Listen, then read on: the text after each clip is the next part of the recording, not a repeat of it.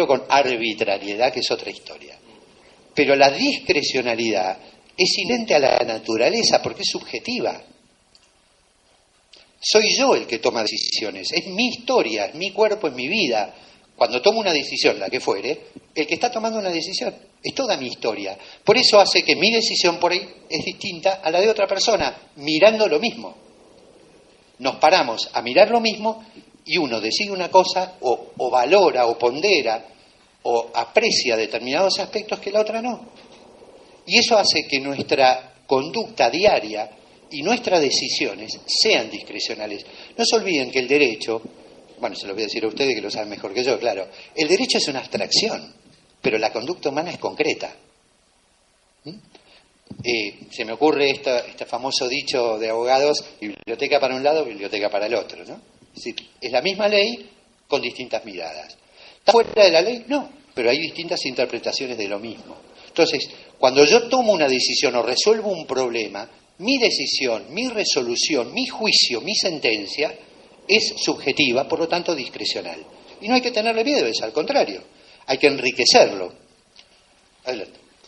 Entonces, las razones de la evaluación finalmente es importancia de la función, esto está claro, la afección a terceras personas que tiene la tarea. Básicamente, insisto, los que van a buscar el servicio de justicia. Ni hablar cuando estamos hablando de los más vulnerables, ¿no?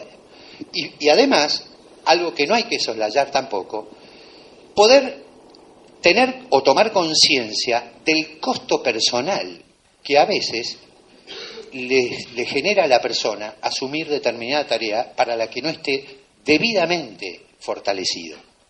Una persona que emprende o acomete un desafío sin tener las condiciones personales en un estado óptimo, va a empezar a sufrir pronto. Y si empieza a sufrir pronto, va a empezar a disfuncionar pronto. Van a empezar a inhibirse sus capacidades.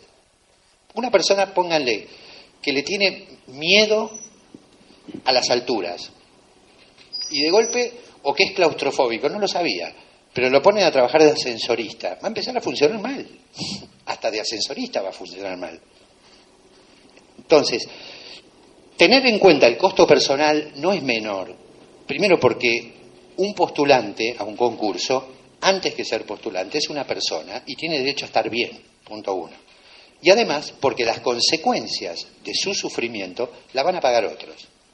La va a pagar él mismo, pero también la van a pagar otros. Bueno, entonces, en la evaluación psicológica, ¿qué aspectos son los que habitualmente se observan? Yo los agrupo y permítanme que sea breve en esto, ¿no? El control de la conducta, la afectividad, el pensamiento, la autopercepción y la percepción interpersonal. Bien. ¿Qué significa esto de control de la conducta? Es la capacidad de dar una orientación deliberada a mi conducta, por contraposición a los impulsos. Cuando yo reacciono, no controlo, reacciono.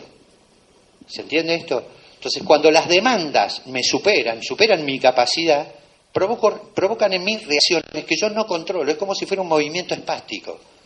No sé a dónde termina, ni sé lo que provoca. Las demandas pueden ser internas o externas, pero siempre el impacto es interno.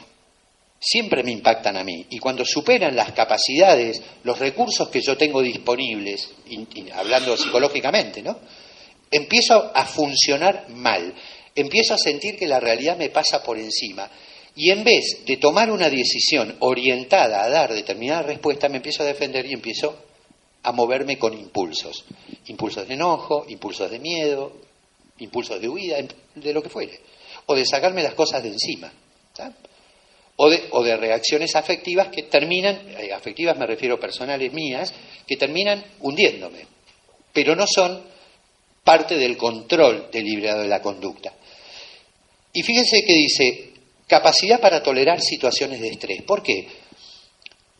Porque esto se deriva del control de la conducta. La presión de la vida cotidiana cada vez crece más. A ver, cualquier persona que trabaja en un juzgado sabe que la vulnerabilidad humana hace que sobrepase la capacidad de una persona. Entidad de causa, de despiole, cuestiones de sensibilidad. Yo no podría seguramente trabajar nunca en un juzgado de familia. Me sobrepasa, me mata. Ahora, todo eso es como un colchón que mi cuerpo y mi persona impacta y recibe. ¿Tá? Entonces, me dé cuenta o no me dé cuenta, empiezo a funcionar con un nivel de presión, insisto, que es muy grande y que genera estrés. Si mis recursos son buenos y mi control de conducta es bueno, voy a poder hacer frente a eso. Ahora, si no es bueno, va a empezar a impactar directamente en funciones de mi personalidad.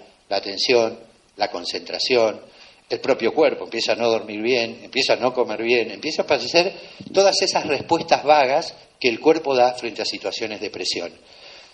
¿Qué sucede?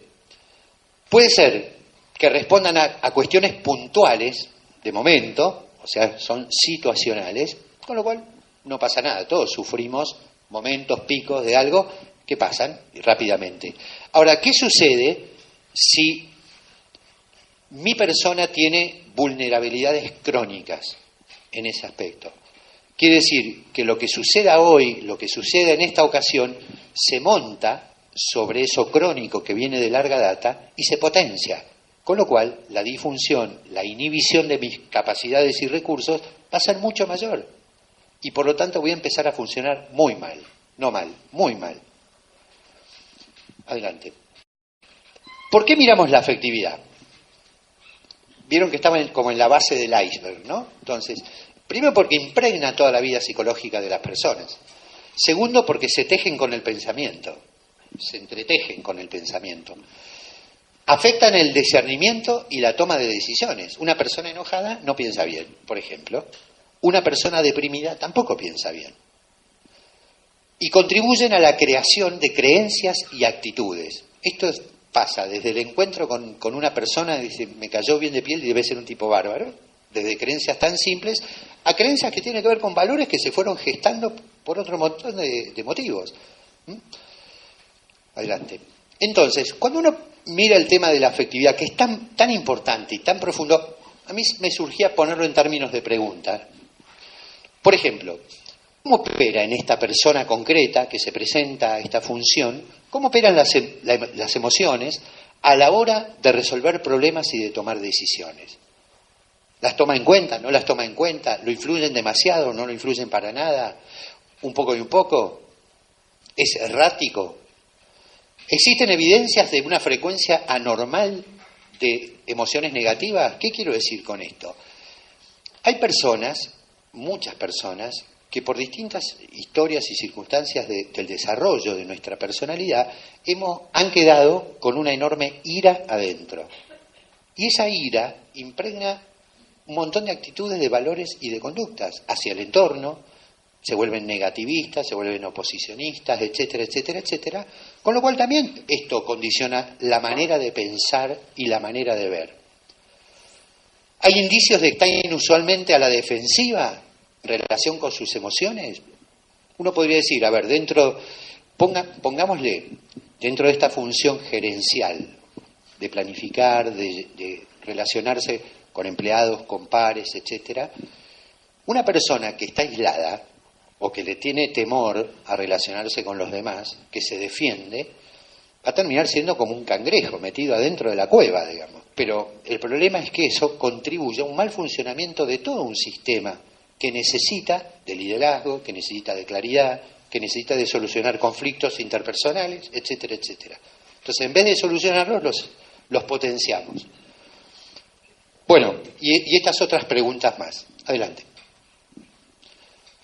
Miramos el pensamiento, y yo lo puse así para tratar de explicar qué significa esto de pensamiento. Por supuesto que el pensamiento es uno solo, pero tiene como tres funciones o tres continuos, digamos,